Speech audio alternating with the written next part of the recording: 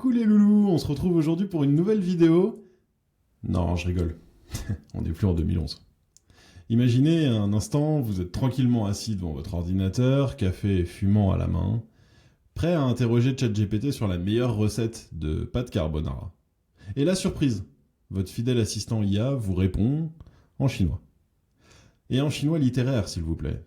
D'une précision et d'une fluidité dignes des grands mandarins héritiers de Confucius. Nous ne sommes qu'en janvier 2025. Pourtant, cette année est déjà marquée par une guerre ouverte sur le terrain de la technologie, opposant le nouveau monde à l'empire du milieu. D'un côté, OpenAI, de l'autre, DeepSeek, une start-up chinoise qui débarque avec un modèle gratuit, open source et redoutablement efficace. Résultat, panique à Wall Street, un Nasdaq en chute libre. La riposte américaine ? Stargate. Un projet à 500 milliards de dollars pour construire les centres de données les plus puissants du monde. Une course à l'armement technologique qui ressemble à une guerre froide, version numérique, et qui rappelle la célèbre série télé de science-fiction du même nom. Tout un programme. Alors qui dominera l'intelligence artificielle ? La Silicon Valley peut-elle garder son avance et surtout, dans quelle mesure l'Europe doit-elle s'inquiéter ? Bienvenue dans la Chronique Tech, votre podcast vidéo où la technologie est explorée avec un regard critique, sans complaisance mais en conservant une admiration certaine pour le génie humain. Cette admiration qui nous fascine et nous pousse à nous dépasser au quotidien. La Chronique Tech, c'est quelques minutes tous les dimanches pour booster votre créativité et vous aider à comprendre la tech qui vous entoure. En janvier 2025, le paysage de l'intelligence artificielle a été bouleversé par l'annonce de DeepSeek. Une entreprise chinoise fondée en 2023 par Liang Wenfeng. Cette société a dévoilé son modèle d'IA, le DeepSeek R1, un modèle open source et gratuit qui rivalise avec les meilleures versions de ChatGPT d'OpenAI, mais pour une fraction du coût. En quelques jours, DeepSeek R1 est devenu l'application gratuite la plus téléchargée sur l'App Store américain, surpassant donc ChatGPT. Le DeepSeek R1 se distingue par son approche innovante en matière d'apprentissage automatique. Contrairement au modèle traditionnel qui repose sur des ensembles de données supervisées, DeepSeek R1 utilise un apprentissage par renforcement pur, une méthode similaire à celle employée par AlphaZero de Google DeepMind, qui récompense les bonnes actions et punit les mauvaises.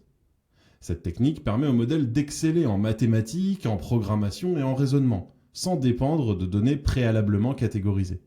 Sur le plan technique, DeepSeek R1 est conçu sur une architecture de type Mixture of Experts, MOE, ou mélange d'experts en français.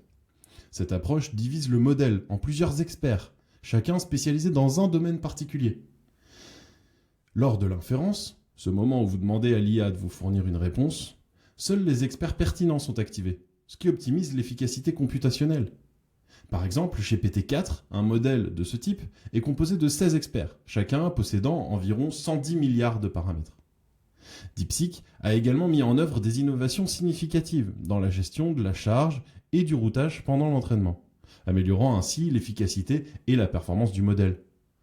Ces avancées permettent une utilisation plus ciblée des ressources, réduisant les coûts et augmentant la rapidité des inférences. L'annonce de DeepSeek a eu des répercussions immédiates sur les marchés financiers. Le Nasdaq, l'indice technologique américain, a enregistré une perte de 1000 milliards de dollars, principalement due à la chute des actions de géants comme Nvidia, Google ou Microsoft. Nvidia, par exemple, a vu sa valeur chuter de 17% en 24 heures, reflétant les inquiétudes des investisseurs face à cette nouvelle concurrence. Cette situation rappelle le moment Spoutnik de 1957, lorsque le lancement du premier satellite artificiel par l'Union soviétique a surpris le monde et redéfini la course à l'espace. De même, l'avancée de DeepSeek souligne la rapidité avec laquelle la Chine rattrape son retard en matière d'IA, malgré les sanctions limitant l'accès aux technologies américaines, notamment les cartes graphiques. Face à cette avancée chinoise, les États-Unis ont réagi en lançant le projet Stargate, une initiative de 500 milliards de dollars visant à renforcer l'infrastructure de l'intelligence artificielle américaine. Annoncé par le président Donald Trump, ce projet est en collaboration avec OpenAI, Oracle, SoftBank et d'autres acteurs majeurs. L'objectif est de construire des centres de données avancés, à commencer par un investissement initial de 100 milliards de dollars au Texas. Des centres de données massifs seront donc chacun composés de plusieurs bâtiments, pour un total d'environ 460 km², soit plus de 4 fois la superficie de Paris. Le premier site, situé à Abilene, au Texas, comprendra 10 bâtiments, avec une extension prévue à 20. Ces centres seront alimentés par des centrales au gaz naturel sur site, capables de produire jusqu'à 360 MW d'électricité chacune, suffisant pour alimenter 90 000 foyers. Cette approche vise à garantir une alimentation électrique stable et indépendante, essentielle pour les projets intensifs. Essentielle pour les opérations intensives en calcul des modèles d'intelligence artificielle. Le projet Stargate, dont le nom rappelle le projet Apollo, lancé en 1961 par John Fitzgerald Kennedy, vise à assurer la domination américaine en matière d'IA, à créer des centaines de milliers d'emplois et à générer des bénéfices économiques massifs. Mais que se passe-t-il en France, me direz-vous? La machine à innover est-elle en panne? En 2025, la France intensifie ses efforts pour se positionner en tant que leader européen de l'intelligence artificielle. Du 6 au 11 février, par exemple, Paris accueillera la Semaine pour l'action sur l'intelligence artificielle, un événement majeur qui réunit des chercheurs, des décideurs, des entrepreneurs, des artistes et des citoyens, tous ensemble pour discuter autour des enjeux de l'intelligence artificielle. Ce rendez-vous a pour objectif de placer la France au cœur des débats internationaux sur l'avenir de l'intelligence artificielle.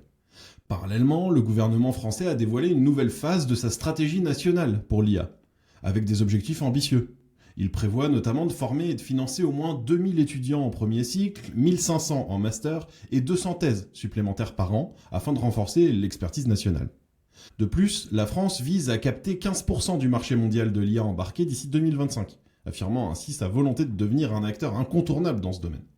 Le lancement de Lucie, le chatbot français soutenu par le président Emmanuel Macron, conçu pour incarner les valeurs européennes et promouvoir la diversité culturelle, a rapidement rencontré des critiques en raison de nombreuses erreurs dans ses réponses, allant de l'inexactitude historique à des affirmations absurdes. Par exemple, l'IA avait expliqué que les vaches pouvaient avoir des œufs. Surprenant. Face à ces retours négatifs, le projet a été suspendu pour amélioration.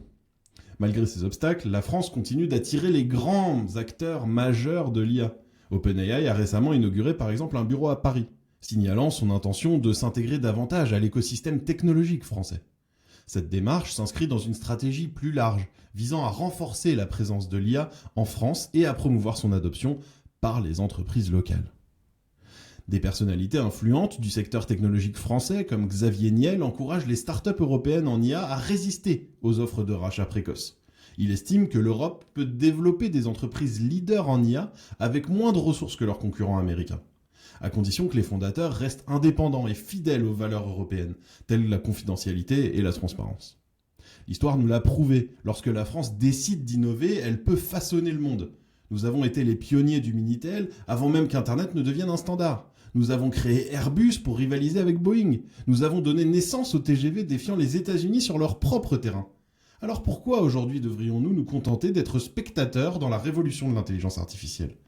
L'IA est bien plus qu'une simple technologie. C'est une arme stratégique, un levier économique, une révolution industrielle. Les États-Unis investissent des centaines de milliards de dollars avec Stargate. La Chine, avec DeepSeek, prouve qu'elle peut surpasser OpenAI sur certains terrains. Et nous, en France, avons-nous l'ambition d'être autre chose qu'un simple laboratoire d'idées pour les géants américains et chinois? Nous avons les cerveaux, nous avons les chercheurs, nous avons les ingénieurs, nous avons des écoles mondialement reconnues, des centres de recherche de pointe, des startups qui n'ont rien à envier à la Silicon Valley. Ce qu'il nous manque, ce n'est ni le talent ni la vision. C'est l'audace et l'investissement à la hauteur de l'enjeu. Alors on ne peut pas s'empêcher de penser que les 140 millions d'euros d'aide au développement que la France donne à la Chine tous les ans seraient utiles pour développer de réels arguments technologiques concurrentiels et refaire de la France un moteur de l'innovation, plutôt qu'un suiveur à la traîne. L'Europe ne peut plus se contenter de réguler ce que les autres inventent. Il est temps de cesser d'être un second rôle et de redevenir un leader technologique. Car l'intelligence artificielle ne se résume pas à une compétition économique, elle façonne le futur des nations. Et si nous voulons écrire ce futur plutôt que de le subir, il faut agir dès maintenant. N'hésitez pas à partager les projets français en IA qui vous tiennent à cœur dans les commentaires, ou les freins à l'innovation en IA française que j'aurais oublié de mentionner. Merci d'avoir écouté la Chronique Tech, une nouvelle vidéo sort tous les dimanches, alors pensez à vous abonner pour ne pas rater la prochaine. À dimanche prochain.